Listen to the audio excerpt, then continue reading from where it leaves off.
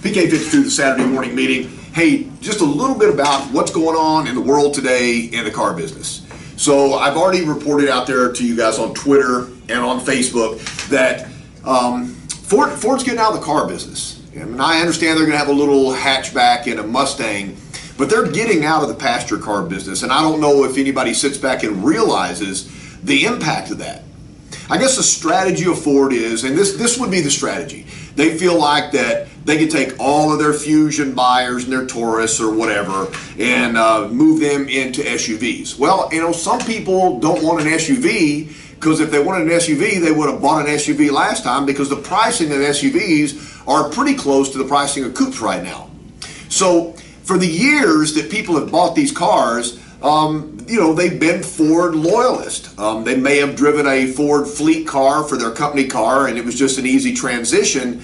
I think it's a giant gamble for Ford because what's going to happen is if somebody wants a midsize sedan, you know, they don't have the option of a Ford. And even if they're a Ford loyalist, what is going to happen to the value of a Fusion right now? If you're working any kind of deal against a Ford Fusion right now, you've got to sit the customer down and just look him in the eyes and tell them the truth. You don't have to make anything up. You have to say, when they pull the plug on this car and they discontinue their passenger cars, is the value of your Fusion going to go up or down? And if you're going to trade that car, you need to trade the car right now. And why would you go buy another Fusion if you know they're going to discontinue the Fusion? I think Ford's actually taking a gamble and a chance right now that the public is so enamored with sports that they don't watch any kind of news or do any kind of automobile research, and they have no idea that Ford's going to pull the plug on these cars. Well, I've never really considered Ford or Chevrolet a big threat for any kind of sale in our compact or midsize car or maybe up into the Avalon, the luxury class of cars. They're just not the same level of cars. And if you're asking me, if Ford is successful with severing themselves from their cars, won't General Motors be next? Look at Chrysler getting rid of the 200 and getting out of that kind of car business. It looks like to me the big three are going to watch what's going on with Ford, and if this thing works at all for Ford and it doesn't cause them a big problem and their profits go up because they're not selling these loser cars because they lose money on every car, are they going to do the same thing? And so it's a real interesting time for Toyota to dominate the compact, the midsize, and the luxury segment that we're in and what cars we have. I guess our biggest competitor is the Honda Accord.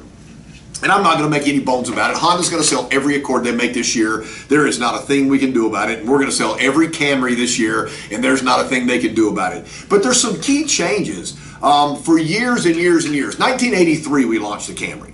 It was the first transverse mounted engine. I remember doing presentations on it. I go, transverse mounted engine. It's in there sideways. It makes the drivetrain work better. I mean, 1983, a lot of you guys that are watching this don't remember that because you weren't born yet. So that was the launch of the Camry, and the Camry's been an institution for quality since the day it was launched. Big pick on the Camry, conservative, boring. I mean, all those accolades have gone with the car. Bulletproof, lasts forever, resale value's high, but just not an exciting car. Well, I think Honda took our crown. All new redesigned 2018 Accord is, I mean, it's a good looking car. It's a mid-sized car. It's fine. But man, you get inside and outside that car and everything, and they went straight up conservative. Let's talk real quick about what they did with the power plant. Well, you know, Honda's racing. Honda motorcycles, Honda cars.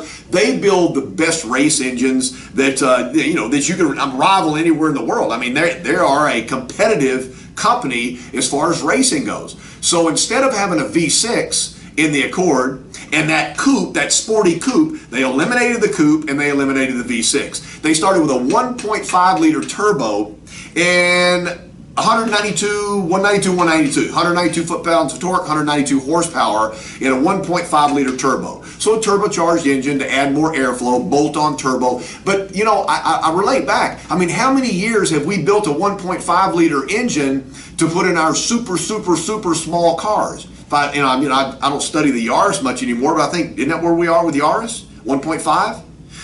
Instead of a 6-cylinder. Okay, now on that car, that car right there doesn't come with a transmission. It comes with a CVT, continuously variable transmission. That's the only way you can get it in the entry-level 1.5 turbo engine.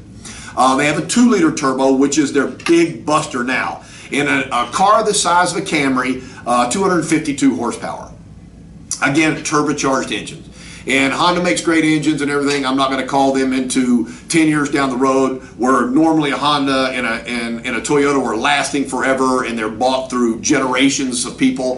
Turbocharged engines have a higher fail rate because of the way that the heat structure of the turbo and the way the airflow is managed. So it's going to happen. I just don't know to what degree. We'll wait and watch. We start with a 4-cylinder engine with 203 horsepower. If you do the L model, it's 206, but 203 horsepower in a normally aspirated engine with an 8-speed transmission. Then we go up, and I know everybody's talking about their sound system. I mean, we've got, you upgrade to Camry, you got an 800-watt sound system that blows your mind. But turn that thing off and listen to the sweet noise of that 3.5-liter V6. I mean, it's better than music as far as I'm concerned. 301 horsepower, 267 foot-pounds of torque in that car, and it's a V6. I mean, we have an older buying population that buy mid-sized cars, and older buyers don't want a 4-cylinder. I mean, I'll just call back what I know. My dad wouldn't drive a 4-cylinder. I mean, he drove 4-cylinder speeds. I mean, he drove 2-cylinder speeds. But I mean, he was not going to have a car with a 4-cylinder in there. He was going to have a 6. He was going to have the biggest engine that you could put in a car. And that right there is going to run a lot of people into our high-end segments, into our V6 car. Again, 8-speed transmission. On the 2-liter turbo with Honda, they went with a 10-speed transmission in that car. We're at 39 miles per gallon on the highway in our 4-cylinder and 32 in our V6. So a normally aspirated, powerful V6 at 32 miles per gallon. I guess the trim features, when I look at what they've done with the new Camry, they really increase the eye appeal. The new global platform makes the car drive great, and I could spend probably 15 minutes talking about all the things they've done with suspension and what they've done to revolutionize the ride. But you know what? You got an opportunity to put a customer in the car and let them drive the car. Just let them drive the car, find you a great road with some great turns on it, with some rumble strips on there, and just let the people really feel everyday drive in this car, and that's the seller. So I can't do that on camera for you, but you guys can really take the people off-site. Really map out your course. Get a course that highlights the characteristics of that car and enjoy those demo rides with the customer. That's the great way to go.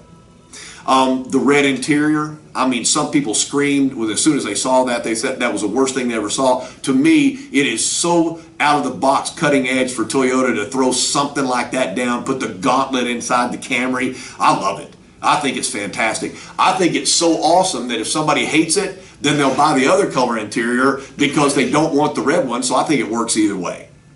Again, we have an upgraded stereo system. The Intune is coming to life, man. We're really getting the bugs out of Intune, and it's becoming more and more capable. And in the future, guys, we're going to have Apple CarPlay, so it's coming. It's coming to the Avalon lineup. So we're going to have the best of both worlds when that comes.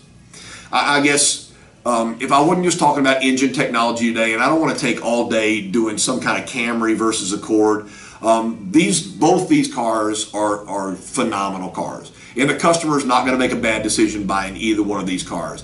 But we have some true advantages of the way we decided to build and market the car. And I really think that flashes to what we put under the hood and how we drive the car. So I think that's something you want to discuss with the customer before they ever come to the dealership. You want to let them know why we went that way and why we built the car to those specs and really didn't give up any gas mileage.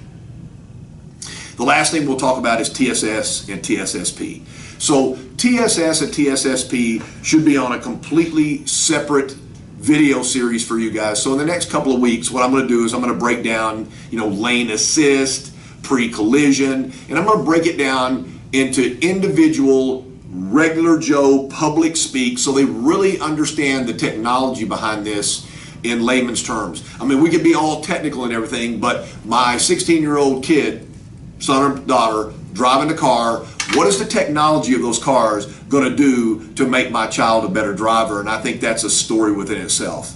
So just Do your calendar, do your calculator, and figure out how long we building the Camry. 1983, the first Camry on the road. The number one selling midsize car year after year. And just like all the heads at Toyota have said time and time again, I'm sending your videos out when they're talking about this, we are not getting out of the car segment. That car segment is giant, and we will dominate that segment. I totally invite Ford, Chevrolet, and Chrysler, just get out of the car business. It's not working for you. I certainly understand it. Nobody's going to look at you and say it was a bad move. Y'all just get out, and then we'll take over that segment of market. So with the new RAV coming and the redesigned 2018 Camry, the new Avalon coming, and an all-new Supra coming, product is something that we are on top of. This has been PK52, the Saturday Morning Meeting.